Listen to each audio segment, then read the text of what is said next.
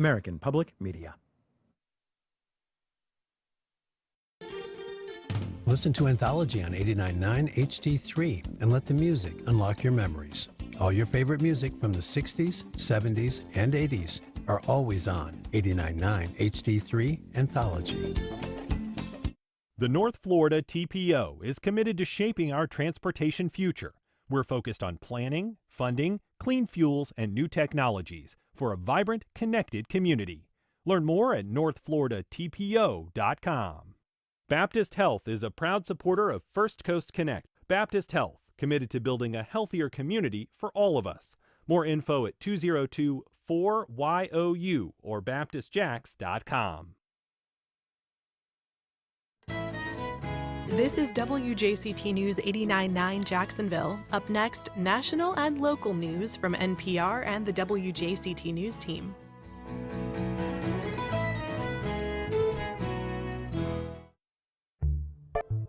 Good morning, I'm Ann Schindler. On today's First Coast Connect, calling her budget not just balanced, but urgent, Jacksonville Mayor Donna Deegan asked the City Council to maintain municipal momentum. Today, we break down what's inside her $2.7 billion request. And whether you're looking for a good read or an inexpensive distraction, you're invited this weekend to fill up a bag of everything from picture books to records, DVDs, and best-selling novels. We'll tell you how to join the Friends of the Library's Big Bag Sale. Join the conversation. Give us a call at 904-549-2937. You can also email First Coast Connect at WJCT.org or tag us. Live from NPR News in Washington, I'm Janine Herbst. In a so-called vote-a-rama, the Senate approved legislation early this morning taking back $9 billion in federal funding for NPR and PBS, their member stations, and foreign aid programs. NPR Deirdre Walsh has more. The final bill the Senate passed included nearly $8 billion in cuts to foreign assistance programs and $1.1 billion in federal money for public broadcasting. Assuming it passes the House, this is a win for President Trump and his DOJ effort to slash spending. He's threatened to pull endorsements for any Republicans who voted no. Two did. Lisa Murkowski of Alaska, Susan Collins of Maine joined all Democrats opposing it. NPR's Deirdre Walsh reporting. The revised measure now goes to the House for final passage ahead of tomorrow's deadline. Maureen Comey, the federal prosecutor in charge of the Sean Diddy and Epstein cases, has been fired by the Justice Department, according to two sources who were not authorized to talk publicly, confirming to NPR. Those sources did not provide a reason for Comey's firing. A strike on a church in northern Gaza today killed at least 2 people, according to an NPR reporter who visited the scene. NPR's Adil Al-Shalchi has more. The parish priest of the Holy Family Church in northern Gaza was among those injured in the attack, according to NPR's Anas Baba, who visited the scene. Dr. Fadl Naeem, acting director of Al Ahli Hospital, told NPR the hospital received some victims in critical condition. In a statement, the Israeli military said it was reviewing the incident.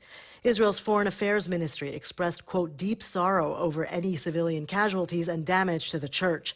The Holy Family Church is the only Catholic church in Gaza and has sheltered displaced Christians throughout the war. Before his death, Pope Francis used to call the church regularly to check in on the condition of the Palestinians sheltering inside. Hadil Al-Shalchi, NPR News, Tel Aviv. The Trump administration says it will need billions of additional dollars to fully overhaul the aging air traffic control system.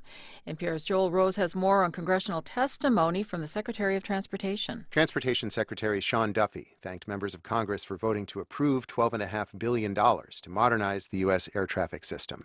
But Duffy says that funding is just a down payment, and ultimately the final price tag will be much larger. $31.5 billion is an estimate from the aviation industry, though Duffy has avoided saying that number publicly until now. Problems with the nation's air traffic control system have been years in the making, but they've gotten a lot of attention recently because of a mid-air collision and a series of major telecom outages. Joel Rose, NPR News, Washington. Consumers opened their wallets last month. The Commerce Department says retail sales rose 0.6% in June. That's after falling 0.9% in May. You're listening to NPR News in Washington. You're listening to WJCT News 89.9 in Jacksonville. Good morning. I'm Stephen Ponson. It's 9:04. Starbucks is getting closer to returning to downtown Jacksonville. The city is reviewing permits for a $175,000 renovation of ground floor space for a new cafe planned at the Bank of America Tower on Bay and Laura Streets. That's going to include indoor and outdoor entrances, seating, and updated mechanical systems. The coffee shop is expected to open this fall, according to news partners at the Jacksonville Daily Record. The Florida Department of Education is adding additional school safety measures for K-12 schools. Under the changes voted on yesterday, schools must have a primary and secondary district threat management coordinator and enter any threats into the statewide threat management portal. Office of Safe Schools Vice Chancellor Darren Norris says Florida schools' safety measures are working, referencing recent conversations he's had with students who survived the Florida State University shooting earlier this year. Because I think you saw countless comments, countless comments where students said, I knew exactly what to do. And they knew exactly what to do because of the training that's provided by legislation here that's required in schools, our drills. They knew exactly what to do. The portal will go online August 1st, and every school must report the members of their school safety team and if there are any changes to the Office of Safe Schools by that date. Plenty of sunshine in the forecast today here in Jacksonville. It'll be hot. Highs reach the low to mid 90s inland, lower 90s along the coast. Support for NPR comes from NPR stations. Other contributors include the Doris Duke Foundation, which aims to support the well-being of people and the planet for a more creative, equitable, and sustainable future. And listeners like you who donate to this NPR station.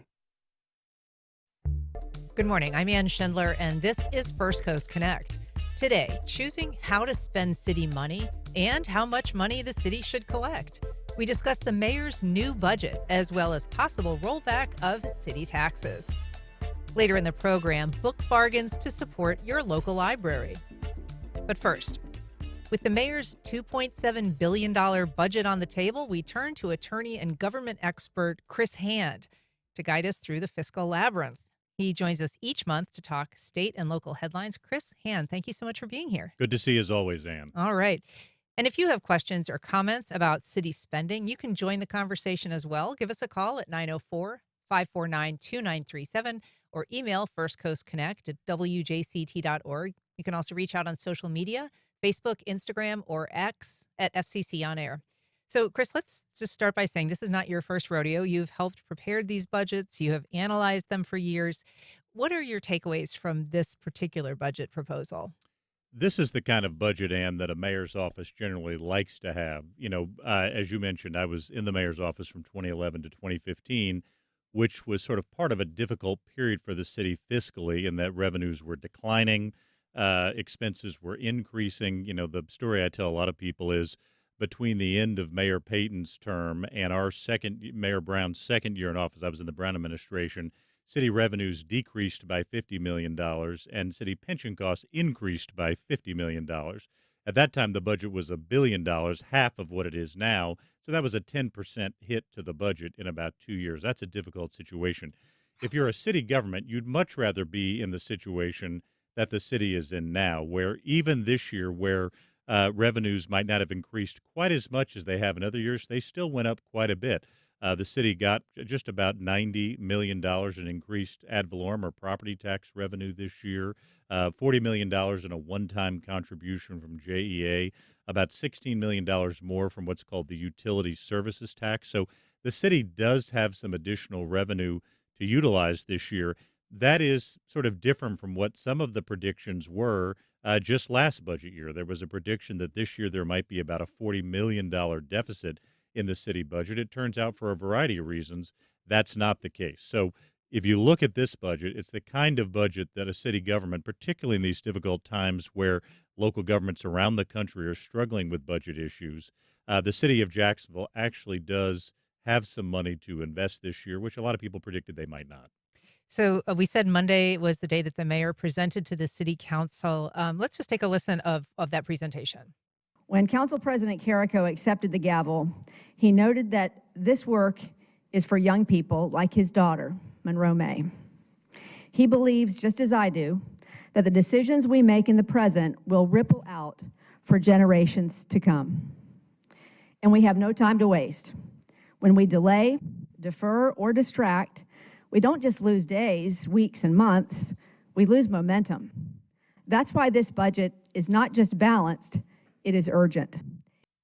So she's obviously kind of reaching out, trying to include the council president as an ally in this budget, even though many predict that he may be, more oppositional, just going on kind of, how their relationship has been politically so far. Remind us a little bit about the process, the timeline of this whole thing, how it rolls out. I mean, she has to kind of present in this period of July, and then what happens? Under the charter, the mayor has to present a proposed budget essentially by July the 15th of each year, kind of middle of the month.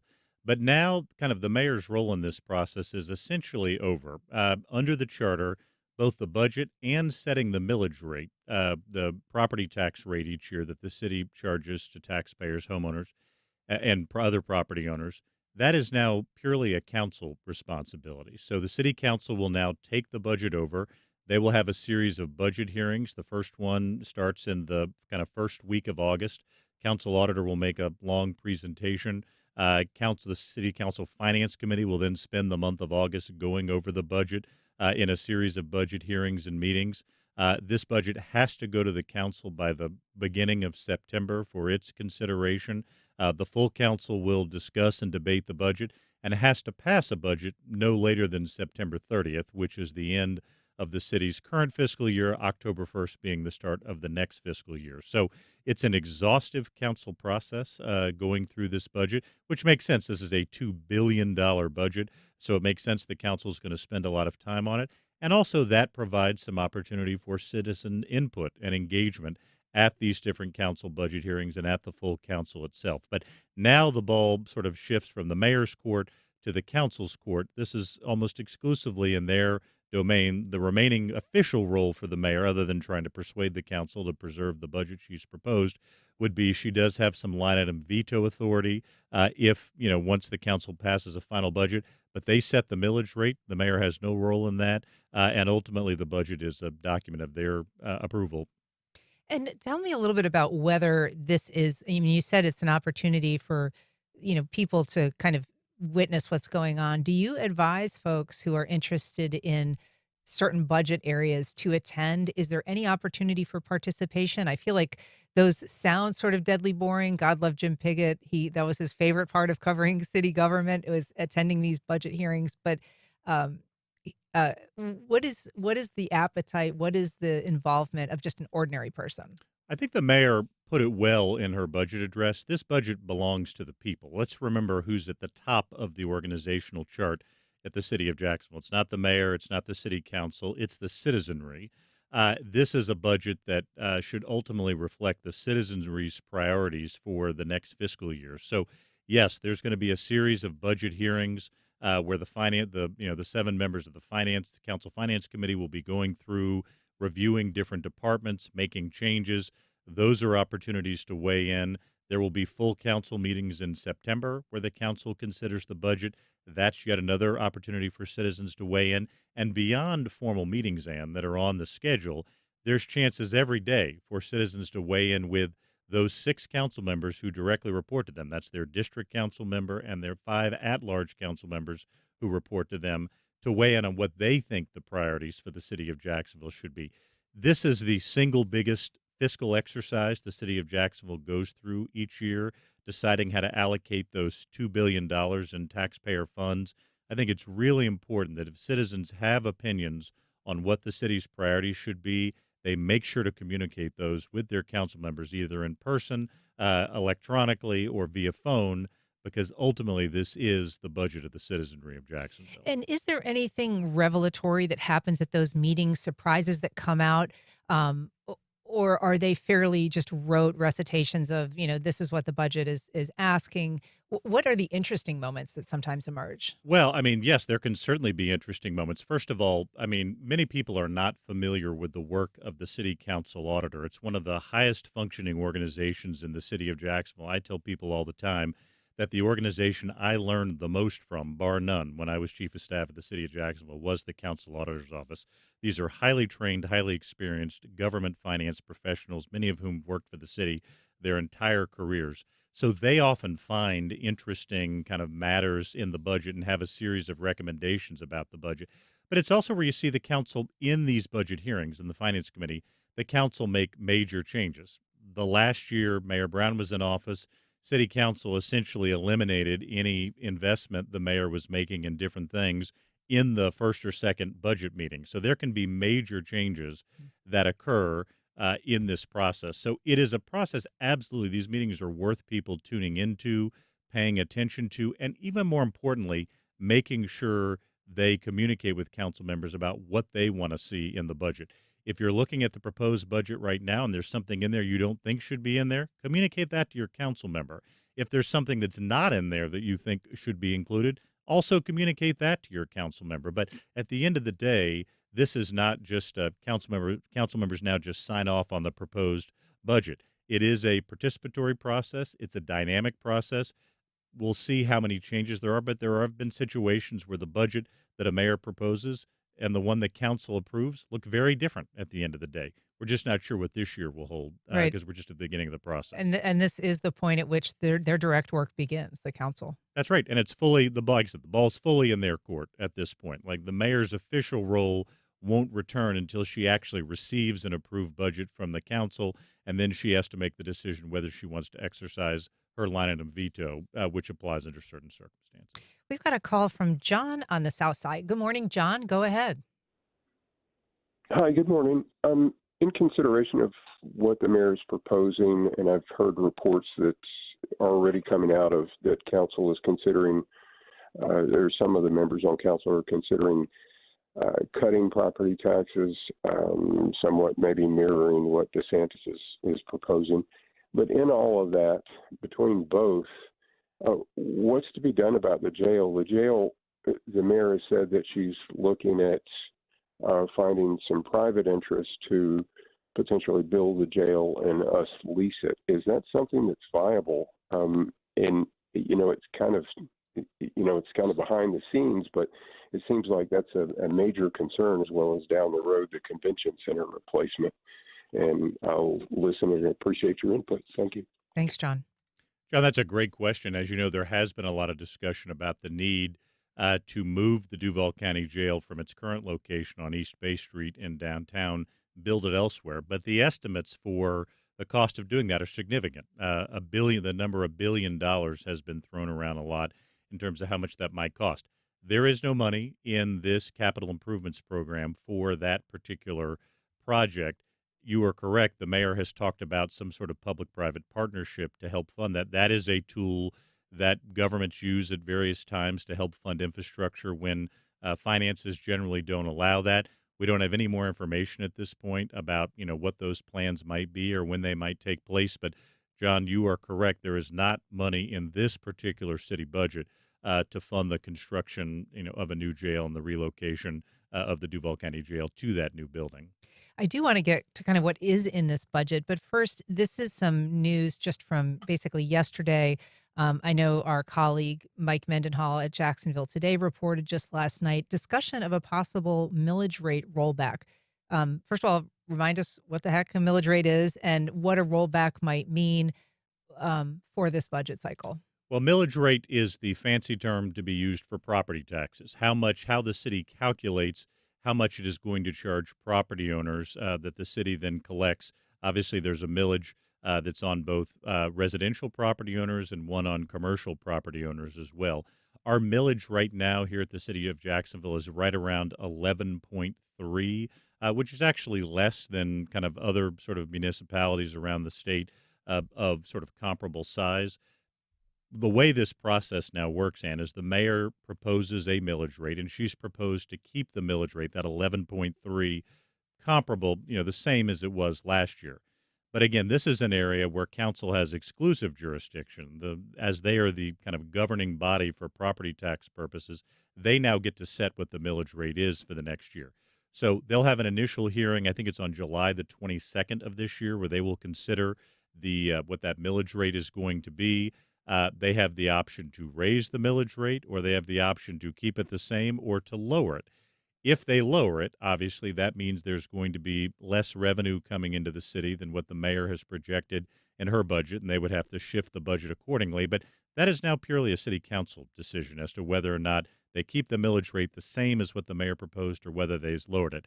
As Jacksonville Today reported yesterday, Council President Carrico, former Finance Chair Ron Salem, current Finance Chair Raul Arias, are talking about the idea of a small property tax cut along the lines of like 1/8 of a mil or 1/4 of a mil. That would have an impact of anywhere from $12.5 to $25 million in the city budget. We don't know whether they'll do that or not. What President Carrico said in talking to Jax today was that they will probably wait until the Council Finance Committee is done with its deliberations in August to see if they have the budget flexibility to do a millage cut. And so probably the vote in late July will be to accept the rate the mayor has proposed. They'll go through their process, and if there is a decision to cut millage, that may happen at the end of August. I want to come back to that, but I first want to take a call from Mark on the west side. Good morning, Mark. Go ahead. I hear these topics brought up about millage all the time, but wait, is anybody complaining about that? I don't feel a terrible bite in my millage rate. But anyway, my question was, is there any money in the budget to maybe buy up some land and so it would not be marked for development? I mean, we're just growing so fast, and everywhere you look, there's more apartments and more neighborhoods. I mean, I'd rather Jacksonville not become Orlando or Teaneck, New Jersey. Is there? I know the mayor spoke about this in the past, but I just haven't heard anything about it. Thanks, Mark. Appreciate the question. Certainly, one of the things that growth reflects is additional revenues for the city, also additional costs for the city when land is developed. Has there been much momentum towards trying to acquire land just to keep it out of the development cycle? Well, I think if you look at this budget, where most of the land-related investment is in sort of helping to kind of protect and activate land the city already owns. So, for example, there's a huge investment in this budget in park spaces around the county. Just in the downtown area alone, this budget invests more than $80 million in either building out new parks, Shipyards Park West, which is where the USS Orlick is right now on the site of the former Jacksonville Shipyards, would get about $55 million into this budget. Riverfront Plaza, with the site of the former Jacksonville Landing, would get about $20 million in this budget. Metro Park would get about $12.5 million. So where the city has invested its dollars in this budget is in taking land it already owns and is already preserved and trying to sort of build it out and activate it for citizen use. And then there's about $25 million in countywide park improvements as well.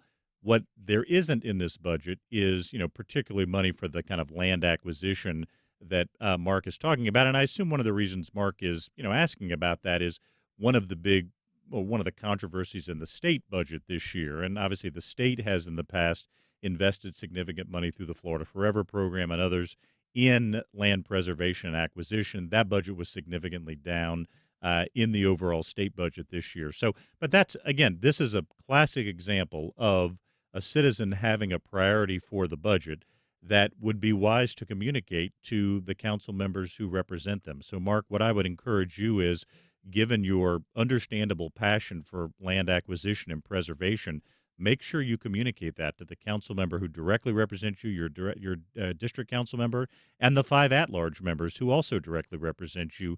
Make sure they understand that that is a priority of yours and, as a result, should be a priority of theirs in this budget. I want to ask you about parks because, our colleague at the Florida Times-Union, David Bauerlein, first of all, he reported that the 20 biggest projects in this budget are primarily in downtown Jacksonville. And so I kind of want to ask you about that regional, dedication that this mayor is exhibiting towards downtown. But also just there is a lot of money for parks. And, out of those top 20, there's, as you said, Shipyards Park West, which is promising in part a flex lawn, Riverfront Park, which is promising a great lawn, and Metro Park, which is promising a makeover of its big central lawn. And I don't know if that's just kind of me reading this after, years of seeing demolitions and a lot of green space downtown, but is expanding our use of access to waterfront lawns such a priority that it is commanding this level of investment?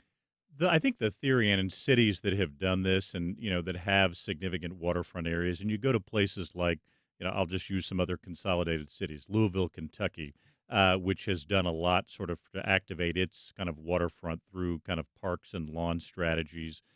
Cincinnati, Ohio is another one that, where you see the city has a significant riverfront area and they've tried to activate that.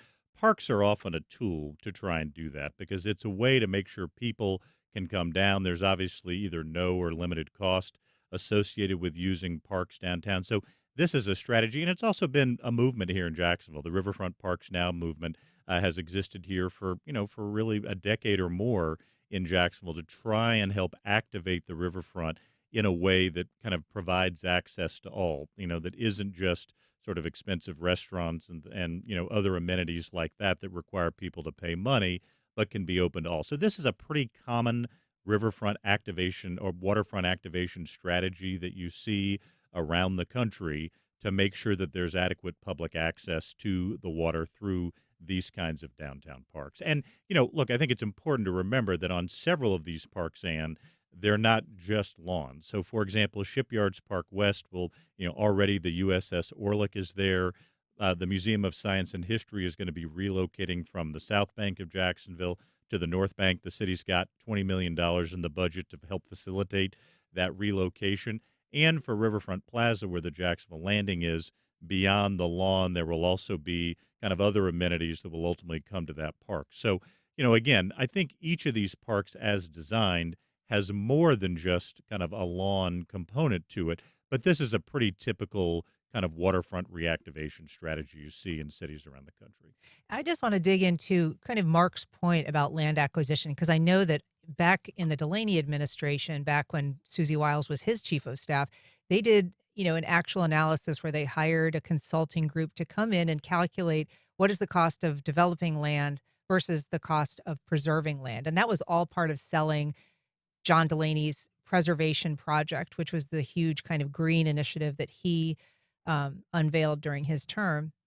And they found that the cost of development and all of the services it requires in terms of infrastructure and public safety exceeded the cost of buying and acquiring land and keeping it out of the development cycle.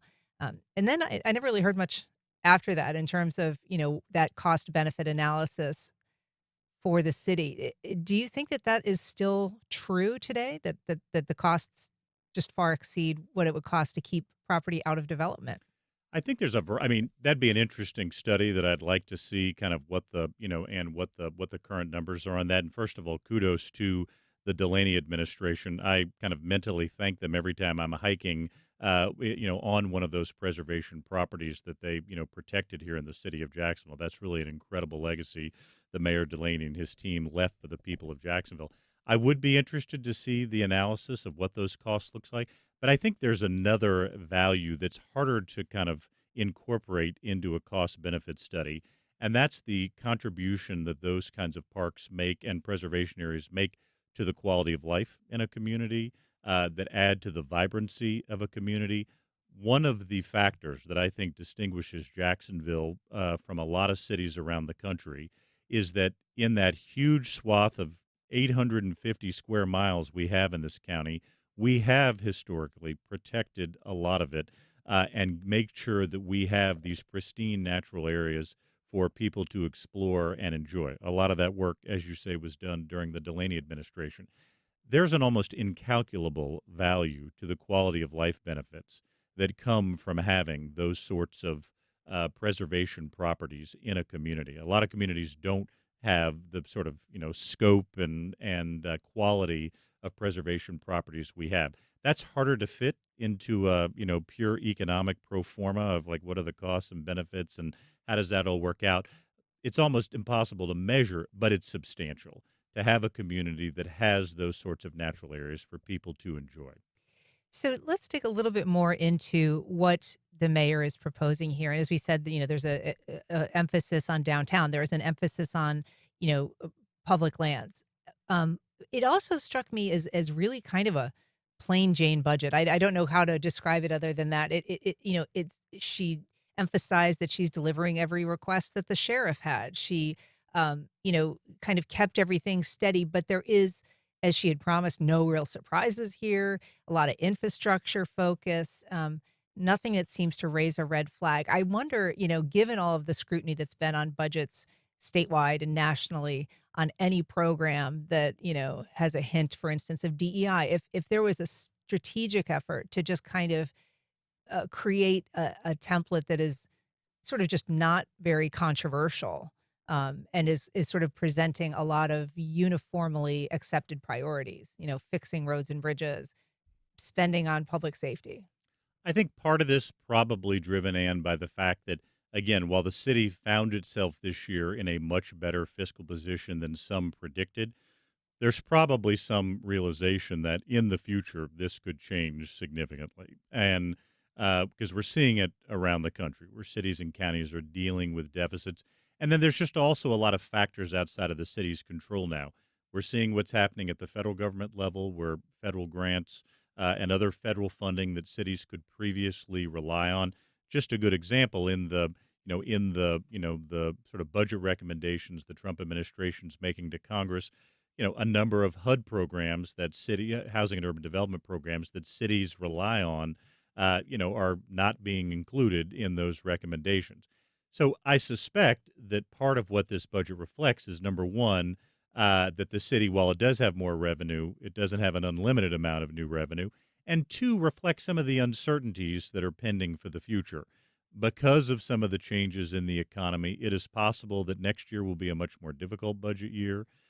With all the changes in terms of how the federal government's relating to local governments, that could be another factor. Look, the city of Jacksonville just experienced this in the last couple of weeks when that nearly $150 million grant from the Emerald Trail was canceled as part of the big bill that Congress just passed.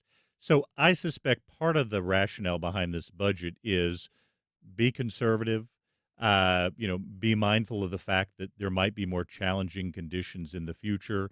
Don't get ahead of our skis in this particular budget. When I read it, that's sort of the reaction I had, that this is one preparing for an uncertain future. And there really is just a lot of unknowns in terms of what kind of hole is going to be left in the local budget after all of these cutbacks, all of these programs retract, perhaps job losses to federal employees that live here. I mean, there's a lot of things that are kind of still very much uncertain about our future here. That's exactly right. And I think that's, again, this budget is sort of a reflection of that. Again, and the mayor's office, I know, has emphasized some of the investments it did make, and we'll probably talk more today about some of the ones they didn't make as well.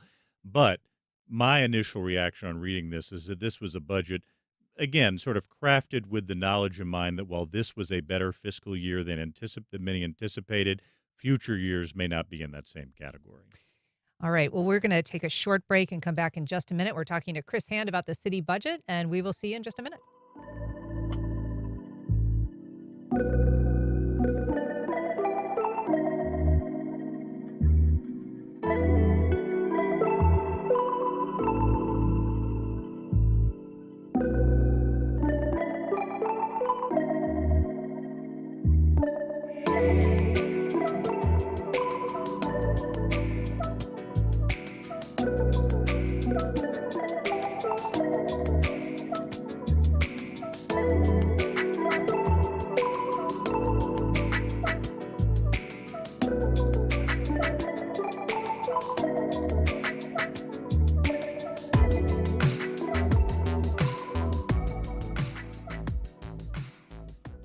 Welcome back.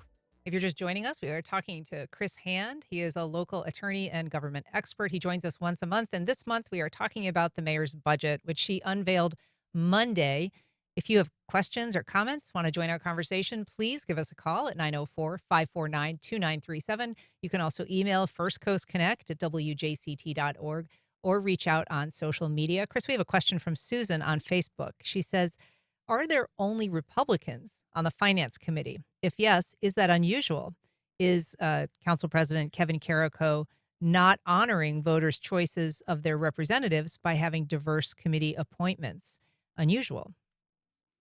That is an interesting question. I think it is unusual to have, sort of members of just one party on the committee. But, I mean, Susan, one thing I would say there is that, really kind of at its best, city government isn't about sort of, the D or the R or the NPA after the last name. Really, partisan politics shouldn't enter into it.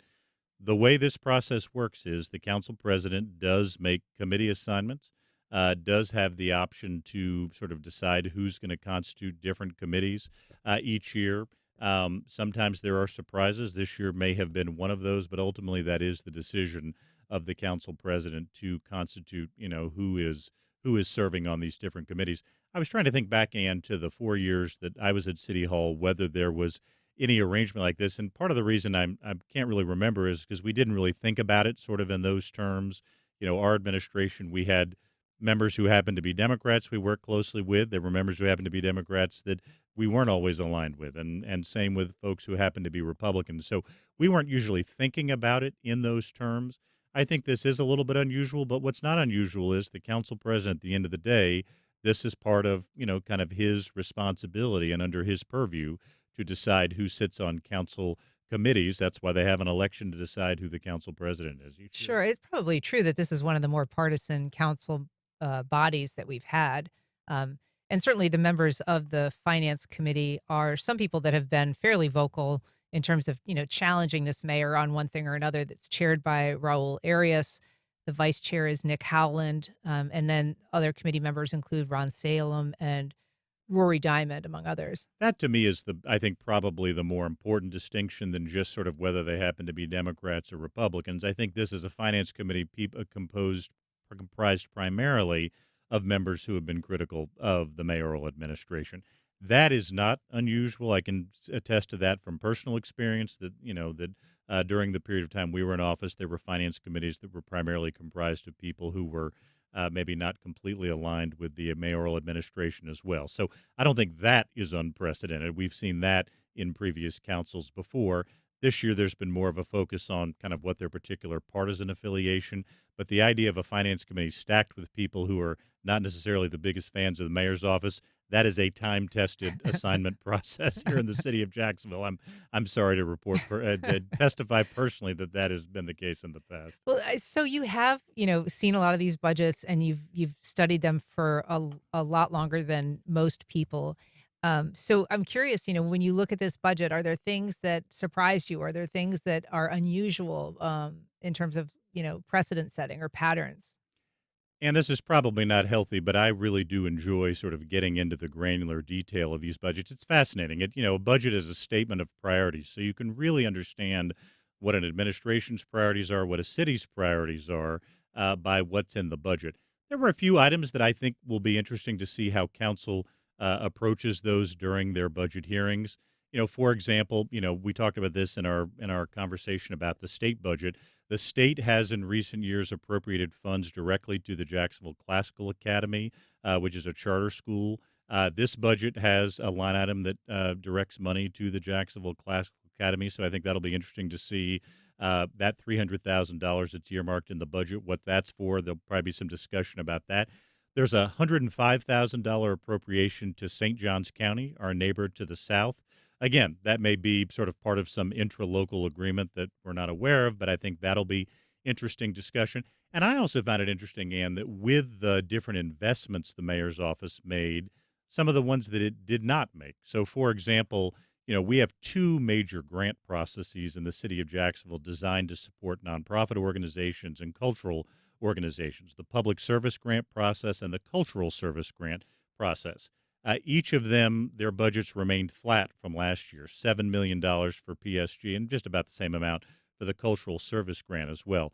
That I found interesting for a couple of reasons. One, as you know, back in June, this kind of real estate advisory firm called Finance Buzz rated Jacksonville as the sort of most boring of 75 major cities. I do not happen to agree with that.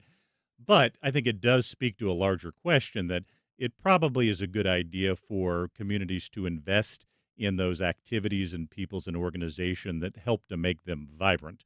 For example, arts and cultural organizations do that, obviously. So I was a little surprised not to see, with all the other investments in downtown and those types of things, not to see a little bit of additional investment in things like the public service grants to support nonprofit organizations, especially given the challenges they're facing at the federal level right now, and the cultural service grants, which, as we know, have, these arts and culture organizations have gone through a very difficult couple of years last year having the governor veto every, piece of arts and cultural funding in the state budget.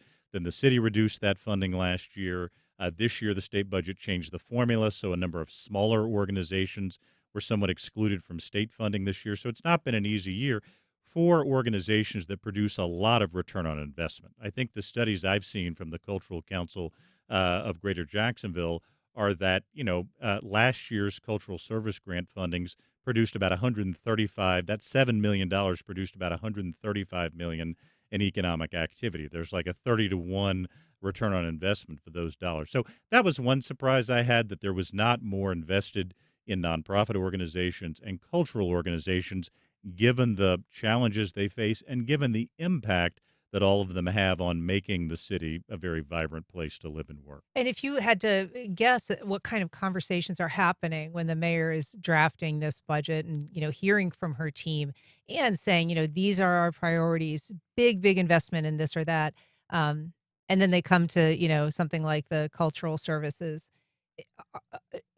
Do you know how those conversations might roll out? What the considerations might be to say that that wouldn't be more of a priority? Or are those considered kind of just less popular initiatives in a more, conservative council? Well, I think part of the reason I was a bit surprised is the mayor's office has kind of repeatedly identified support of nonprofits and arts and cultural funding as a priority of the administration. So, but look, a mayor's office, when they go through this process, and, there are a lot of considerations they contemplate in kind of formulating a budget. As we said earlier, there is some economic uncertainty there out right now.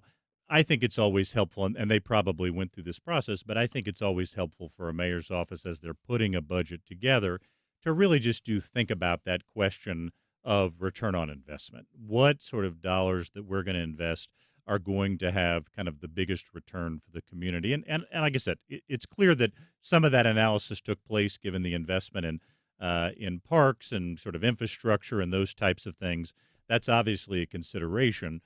Again, just given sort of the discussion of priorities and some of the challenges that are nonprofit and cultural organizations, given that there was a bit of a better budget year than some expected, that was somewhat of a surprise. There wasn't some additional money allocated there. But again, they did hold that budget flat. There was no cut from previous years. So those are just a few of the items, some of those individual line items and those particular grant programs. Something else we saw related to the grant programs is, part of the reason the public service grant process and the cultural service grant process exist was always to take politics out of it. Have the city directly allocate money to those processes, and then have, the various committees kind of assign that funding out, so politics wasn't part of that process. You might recall there was some controversy several years ago where there was some out-of-process funding that occurred for those grants. For some kind of nonprofits related to city council, like some very closely related to city council members. Exactly right. And sort of one thing we've seen in a couple of pieces in this budget as well is a little bit of out-of-process funding. So, for example, the Jacksonville Symphony got $500,000 just sort of specifically there.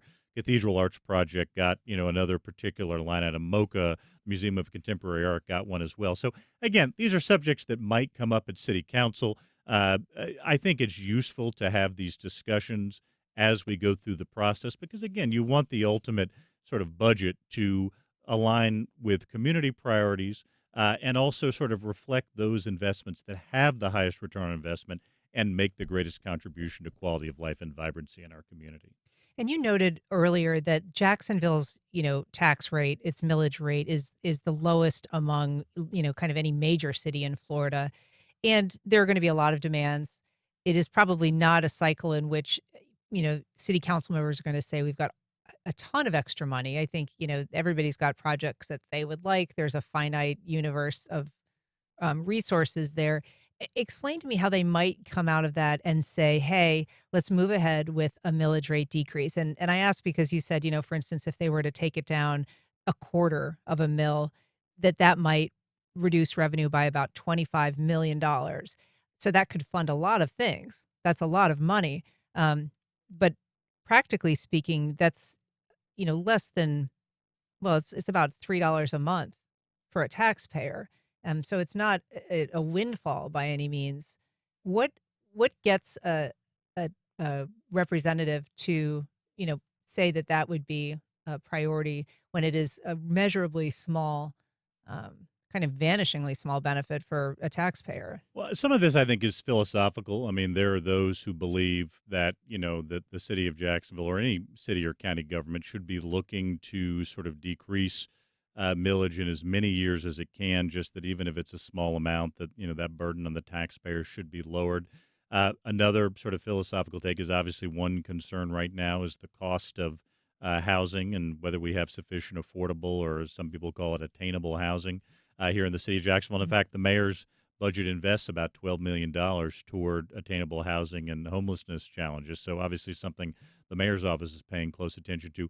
But another philosophical angle of why a council member might do this is, and I think President Carrico said this to Jacksonville today, is given the affordable housing crisis, trying to give homeowners any kind of break they can might be a priority. Again, I think it's far from certain that the council is going to do this. Again, particularly because of the uncertainty that exists in the future.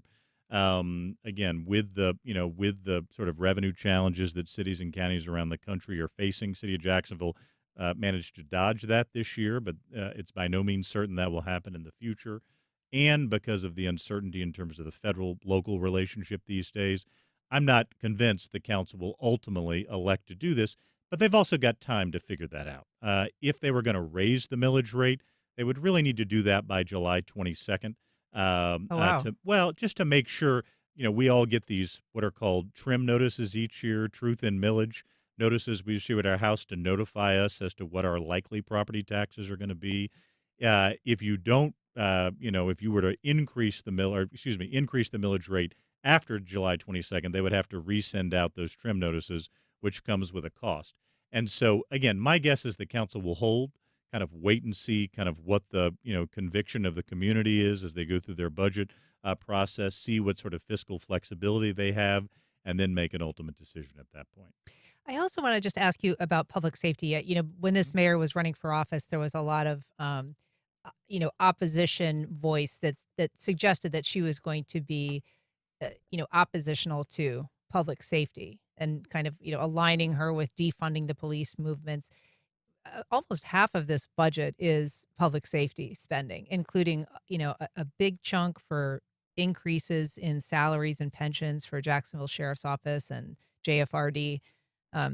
So I wonder if that is something that has kind of helped her win over people on council, maybe some of the more conservative members of council that she has been, willing to meet the sheriff, meet the the JFRD folks, with their needs and not be cutting back on those services. Well, I mean, I think, the mayor's been very consistent about her budgetary support for the Jacksonville Sheriff's Office and the Jacksonville Fire Rescue Department, in each of the three budgets that she proposed. As you say, between JSO and JFRD, their share of this $2 billion budget is just over $1 billion this year. So, and that's traditionally been the case. The public safety, has the biggest sort of section, biggest single amount in any City of Jacksonville budget. The mayor's been supportive of that. Obviously, last year, she and her administration negotiated with both, the police union and the fire rescue union here in town, significant pay increases over a several-year period. Also will now be giving police and JSO and JFRD employees the option to go back into a defined benefit pension through the Jacksonville Fire Rescue Department. So again, I mean, I think, based on their reaction when those pay increases were agreed to, and to these individual budgets as well, we have a situation where her support for police and fire in this community has been very consistent over the last several years, and we see that reflected in the budget. I mean, to the extent that a elected official says something is a priority, the best way to test that is to go look at their budget. It's been very clear that police and fire has been a priority of Mayor Deegan's. Well, Chris Hand, we always appreciate your wisdom. Thank you so much for coming on today and helping us break down the budget. We will look to see you next month. And great to see you as always. All right. Thank you. And up next, how to join the Friends of the Library's Big Bag Sale.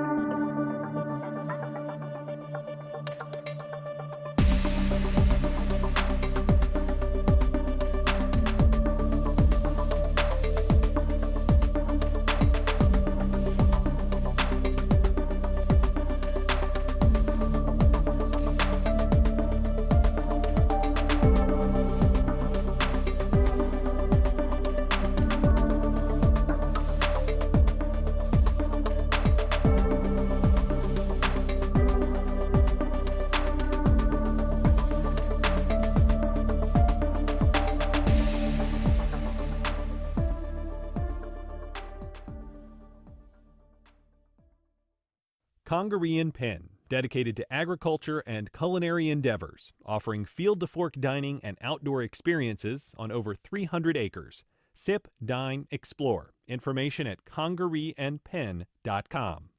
Life South Community Blood Centers, providing blood and patient services to the local hospitals, serving patients in this community. Donating blood with Life South helps save lives. More at lifesouth.org to find a blood drive near you.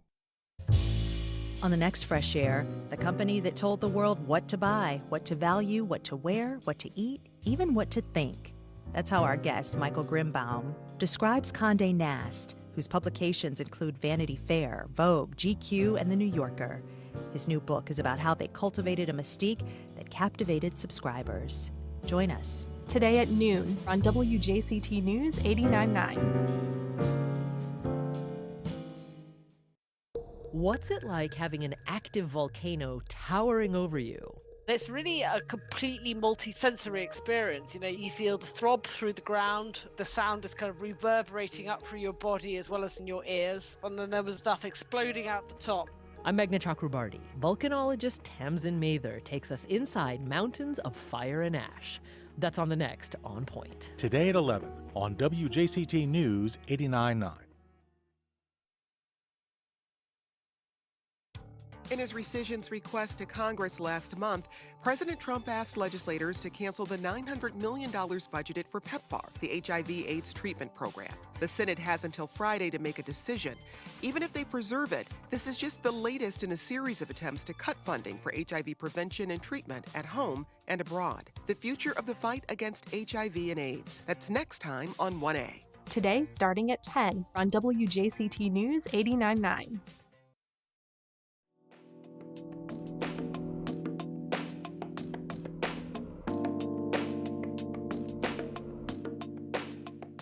Welcome back.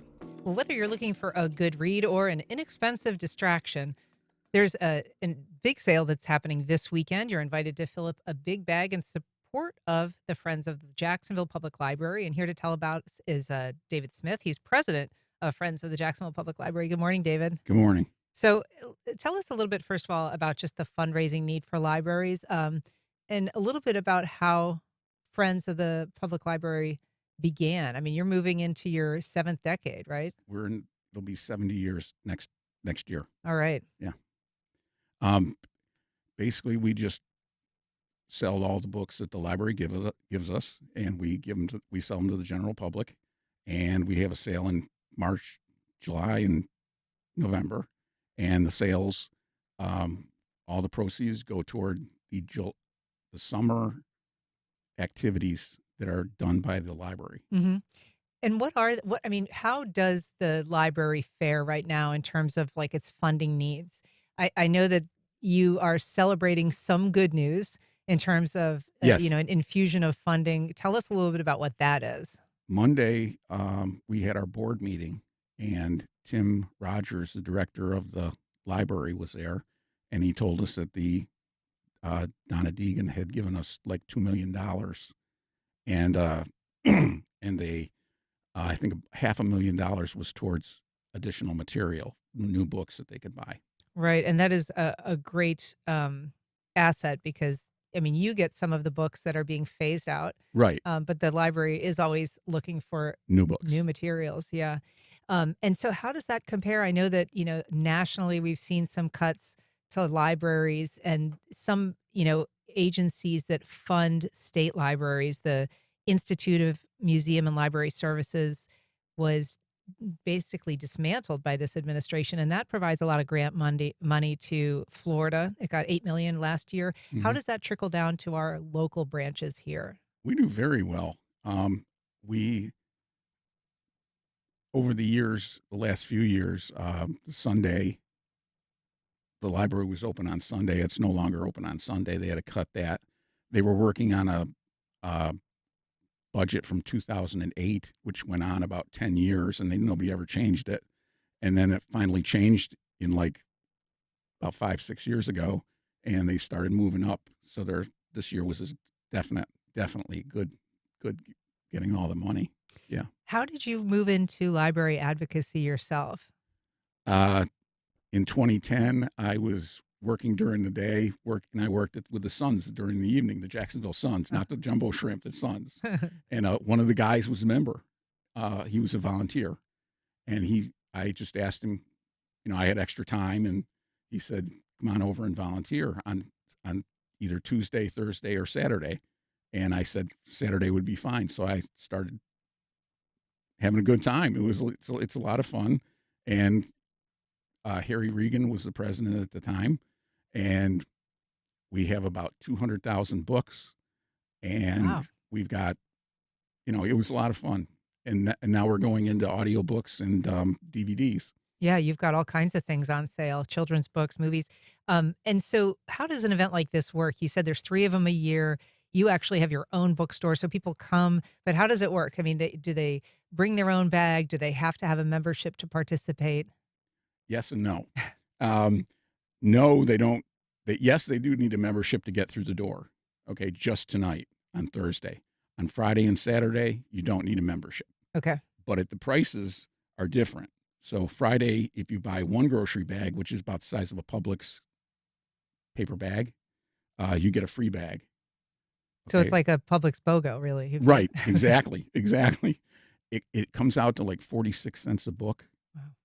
And Friday and Saturday, you get 2 grocery bags for $15, and you get a 3rd bag free. And this is at 3435 University Boulevard North. And so if for people who want to shop tonight, they could still become a member, and Right. That's $25 a year, It's $25 for a membership at the door. and they'll get the first pick of the books, Yes. and yes. they also get is it a buy one get one Just tonight. just tonight? Yeah. Okay. Otherwise, if it's a hardcover book, it's $2. If it's a softcover book, it's $1. So our prices are ridiculous. I mean, And a huge selection. and a huge selection. Yeah. All right. Well, it is a great way to support your local public library. And I'm sure that there are plenty of people out there who are looking for some good summer reads. So Yeah. a great opportunity to do that. Yes. Yeah. All right. Well, David Smith, it's nice to meet you. Thanks so Nice much to for coming in today. Appreciate it. Okay. Thank you. All right. And that sale, of course, is the 17th, which is tonight, the 18th and 19th. And you can find more information at fjpl.org. Thanks so much for listening to our show today. If you missed anything, you can catch our rebroadcast at 8 o'clock tonight, or you can find our entire archive on your favorite podcast platform and at WJCT.org. Connect is provided by Baptist Health and the North Florida TPO. Baptist Health is a proud supporter of First Coast Connect. Baptist Health, committed to building a healthier community for all of us. More info at 202-4YOU or baptistjacks.com. The North Florida TPO is dedicated to transportation planning, funding, clean fuels, and new technologies for a vibrant, resilient, and connected region. More information available at northfloridatpo.com. Don't Miss a Beat presents The Lion King Jr., the conclusion of their 6-week Broadway Experience summer program. Performances will be held at the Ritz Theater July 24th and 26th. Information at don'tmissabeat.org. This is WJCT News 89.9 Jacksonville. Up next, national and local news from NPR and the WJCT News team.